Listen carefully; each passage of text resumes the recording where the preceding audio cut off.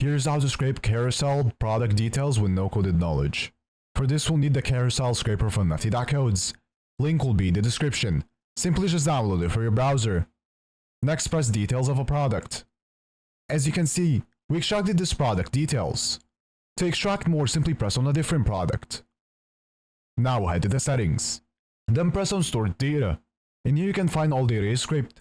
You can specify some data to delete or move to export. Now to customize this, press on customize. Then press on details of a product.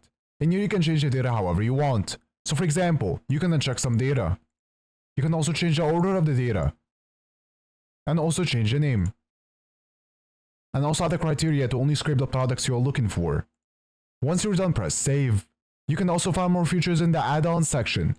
Now to export this, press add to export list, then press export. You can export it in many different ways. I will export as HTML. After exporting, here's the data we extracted.